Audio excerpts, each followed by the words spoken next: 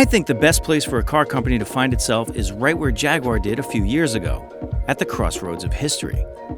In its past, some of the most desirable cars the world had ever seen. In its present, a dubious and unsettled legacy culminating in weird sedans and low expectations. So when Jag started dropping cars like the F-Type right at our feet, the impact was literally mega. Well, not literally, because mega isn't a thing, but the F-Type is a thing of beauty. I think someone meant it as a joke that the long-haired guy was going to review the convertible. I don't know who came up with that great plan, but let me tell you something. Oh, listen to that! Let me try that one again. The F-Type V8S convertible looks fantastic. Some might quibble with a line here or a curve there. That's okay. But there are rules and regulations to follow, and that designers could even still do this kind of thing is an achievement.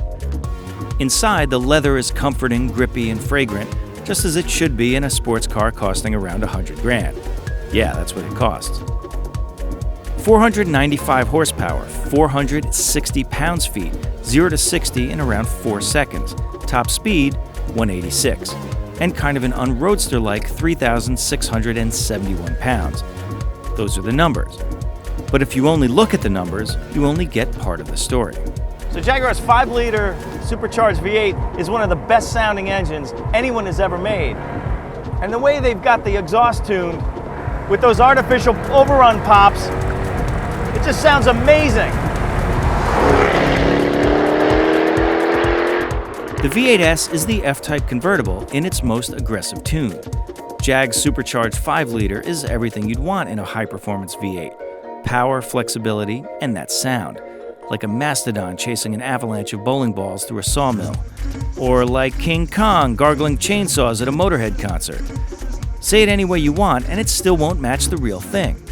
This may be the only car that pops off unburnt fuel, even in eco mode. Now, if you had to have an automatic transmission, and with the F-Type you do have to, you could do a lot worse than the Buttery and quick-shifting ZF 8-speed with Jag's quick-shift software on top. As paddle-shifted autoboxes go, it's state-of-the-art. It's not a manual, but it works, and you might even learn to like it. To go with all that engine, the V8S comes with plenty of tire. The center of gravity is lower than Honey Boo Boo's ankles. The double wishbones go all around, the hydraulic-assisted steering is quick, and the electronic diff is clever. Of course, floor it, and you don't have to be Nostradamus to predict the rear end will want to jump into your lap. And rule number 2, if you happen to be testing the F-Type on the same day as Chris Harris, make sure you grab the keys first, or you'll end up driving a car with no tires on it.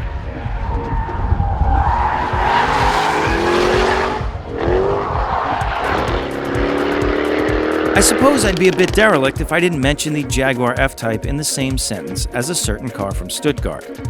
Well, if a Porsche is the strategic sports car, the one for precision-minded neurosurgeons and engineers and ninjas and people who like really nice pens, the Jaguar is the sports car for hedonists and voluptuaries and people who wish they knew more card tricks. Yes, there are other, cheaper, less powerful F-Type models whose V6, one might argue, is better matched to the chassis, and a more fitting rival to what Porsche offers. But the V8S is not like its siblings.